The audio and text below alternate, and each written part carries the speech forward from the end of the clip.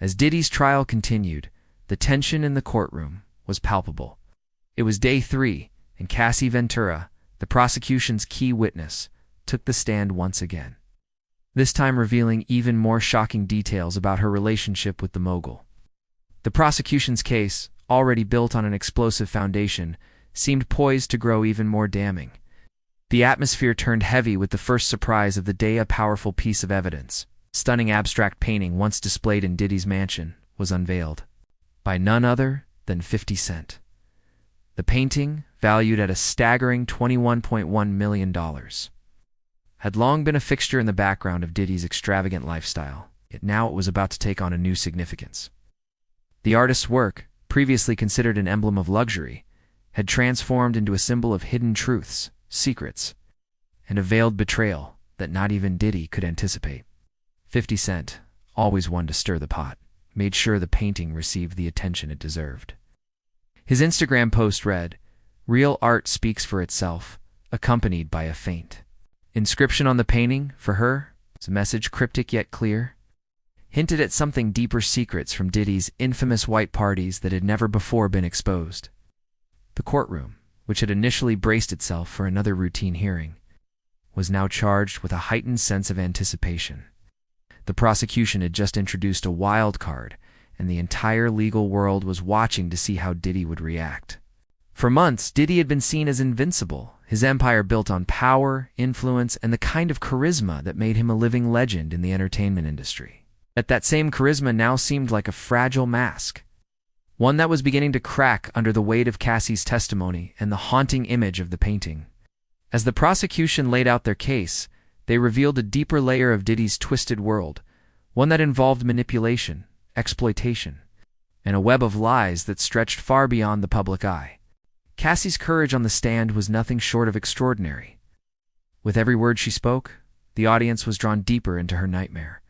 She wasn't just recounting stories of abuse, she was exposing the underbelly of Diddy's empire. The painting, once a symbol of his success, now served as a stark reminder of the dark practices Diddy had hidden away for so long. As prosecutors dissected the painting's meaning, they drew attention to the faint markings and symbols details that seemed to suggest a connection to someone close to Diddy. The painting, it seemed, was more than just a piece of art.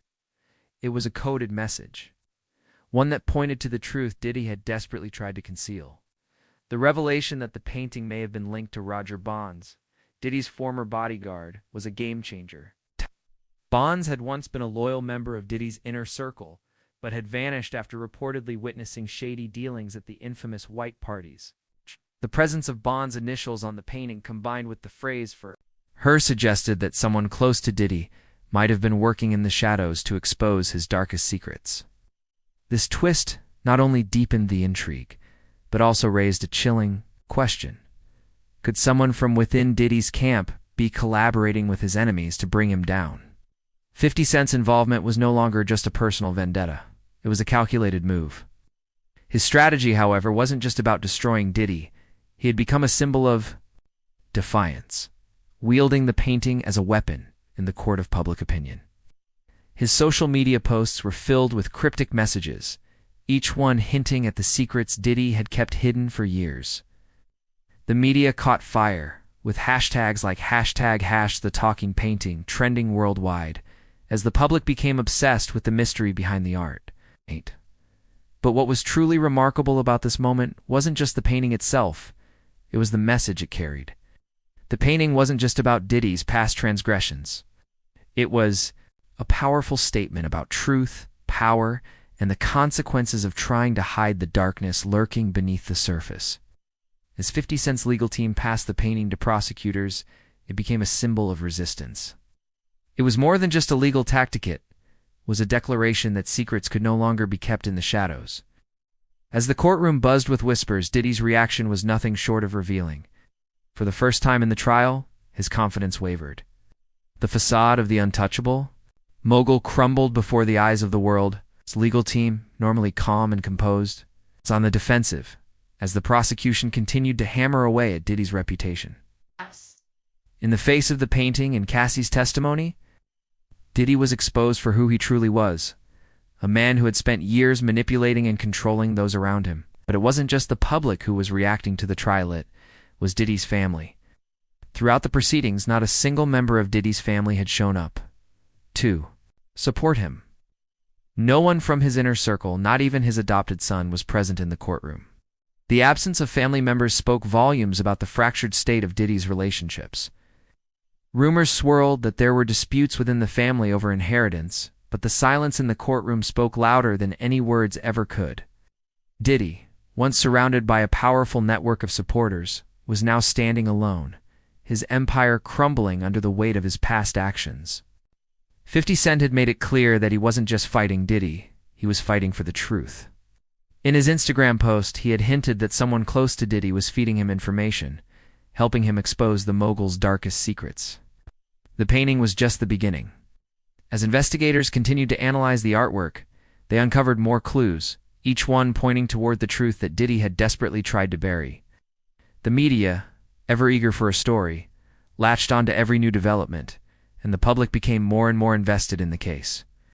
As the trial progressed, the focus shifted to Diddy's past relationships and the many secrets he had tried to keep hidden. The painting, with its cryptic markings and symbolism, was just one piece of a much larger puzzle. The prosecution was building a case that would forever change the public's perception of Diddy, turning him from an untouchable mogul into a man facing the consequences of his own actions. In the days leading up to the next hearing, the media frenzy only grew. Every detail, from the painting to the testimonies, was dissected by reporters and social media users alike. The once powerful mogul who had ruled the music industry was now on the defensive, his reputation and legacy on the line. But amidst the chaos, one question lingered. Who was the true mastermind behind the painting's release? And why had they chosen to expose Diddy in this way? Was it a betrayal from within his family, or was it someone from his past, seeking revenge for years of manipulation and control? As the courtroom drama unfolded, the trial became more than just a legal battle. It was a battle for the truth, a battle for justice, and a battle for the future of Diddy's empire.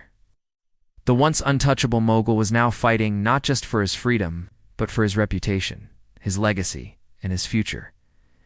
As the trial of Sean Diddy Combs continued, the tension in the courtroom only escalated. The painting, once a symbol of his lavish lifestyle, had become an unexpected weapon, threatening to dismantle everything Diddy had worked for. With every new twist, Diddy's carefully constructed world seemed to crumble further. But it wasn't just the evidence piling up against him, it was the mounting suspicion that someone close to him had been pulling the strings from the shadows, aiding his enemies and exposing his darkest secrets. As 50 Cent's revelations continued to make headlines, Diddy's legal team scrambled to regain control of the situation. The prosecution, however, was relentless. With each passing day, they introduced new pieces of evidence, each one more damning than the last. The painting, once considered an abstract piece of art, had now become the focal point of the trial. With its cryptic markings and faint inscriptions taking on new significance, prosecutors and forensic experts alike continued to analyze the work, unveiling hidden symbols and messages that seemed to suggest a deeper connection to Diddy's notorious white parties, a dark underworld where the mogul's grip on power and control was most evident. The more the painting was dissected, the more it became clear that it wasn't just a piece of art. It was a key to understanding the twisted dynamics of Diddy's world. The faint markings that appeared to spell out RB, the initials of Roger Bonds, Diddy's former bodyguard, sent shockwaves through the courtroom. Bonds had been one of Diddy's most trusted allies, but after allegedly witnessing the mogul's shady dealings, he had vanished from the public eye. The fact that his initials were found on the painting only deepened the mystery. What secrets did Bonds know, and why had he disappeared? Could the painting have been created by someone close to Diddy, who had witnessed the horrors of his white parties? The prosecution was now building a case that linked Diddy's criminal activities not just to the infamous white parties, but to a network of coercion, blackmail, and exploitation that extended far beyond his personal relationships. The painting had become more than just a piece of evidence. It was a symbol of the power Diddy had wielded over those around him, a power that was now being used against him in the most unexpected of ways. But Diddy, ever the master of control, was not ready to surrender without a fight. As the trial progressed, his defense team worked tirelessly to discredit the prosecution's evidence, attempting to poke holes in the analysis of the painting and the witness testimonies. Diddy's lawyers argued that the painting was nothing more than an abstract piece of art, a meaningless decoration that had been taken out of context. They suggested that the markings on the painting could be interpreted in many ways, and that there was no concrete evidence linking it to any illegal activity. But the damage had already been done. A jury, already on edge after hearing Cassie's emotional testimony, was now faced with even more explosive evidence. Did the painting, once a symbol of Diddy's wealth and status, had now become a symbol of his downfall? And as the trial wore on, the cracks in his carefully crafted persona began to show. The courtroom was filled with whispers as the prosecution introduced more witnesses, one more revealing than the last. Former employees, business partners, and even family members took the stand, recounting their experiences with Diddy and the toxic environment he had created. Each new testimony added fuel to the fire, painting a picture of a man who had used his wealth and influence not just to build an empire, but to control, manipulate, and exploit those around him. But the most damning testimony came from a source no one had expected: Justin Combs, Diddy's adopted son. While Justin had remained silent throughout the trial, his absence had not gone unnoticed. The media had speculated about his role in the case, and now, as the trial entered its final phase, rumors began to swirl about his potential involvement in the revelations against Diddy. Justin, once a young man idolizing his adoptive father, had slowly begun to distance himself from Diddy over the years. The death of his mother, Kim Porter, in 2018, had left a deep wound in Justin's heart, and he had never fully reconciled with the pain of losing the woman who had been a stabilizing force in his life. Kim had been Diddy's longtime partner, and while the public had always seen them as a power couple, Justin knew the truth. There had been cracks in their relationship, cracks that had been hidden from the public eye.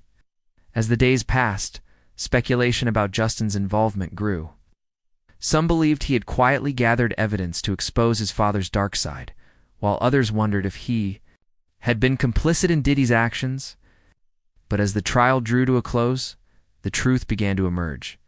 Justin had been secretly collaborating with 50 Cent, providing him with key pieces of evidence that had been instrumental in the prosecution's case. The painting, the secret recordings, and the testimonies from former employees were all part of a larger plan to bring Diddy's empire to its knees. The revelation that Justin had been working behind the scenes with 50 Cent sent shockwaves through the courtroom. Justin, who had once been Diddy's pride and joy, was now seen as a key figure in the unraveling of his adoptive father's empire. The media went into a frenzy, with headlines claiming that Diddy's own son had turned against him in a bid for justice. But Justin's motivations weren't as simple as revenge. The pain of losing his mother, the fear of what Diddy had done to her, and the betrayal he had felt over the years had driven him to take action. Justin wasn't just fighting for justice for Cassie or the other victims of Diddy's abuse. He was fighting for his mother's legacy, for the truth that had been buried for so long. As the trial neared its conclusion, the courtroom was filled with anticipation. The defense team, now on the defensive, struggled to mount a final argument that could save Diddy from the mounting evidence. The prosecution, meanwhile, was closing in on its victory. The case was no longer just about the crimes Diddy had committed. It was about the truth that had been buried for years. The truth that was finally being brought to light. Diddy, once the king of hip-hop and a symbol of power, was now just a man facing the consequences of his actions. His empire, built on a foundation of control and manipulation, was crumbling before his eyes. The truth, no matter how painful, was finally being exposed.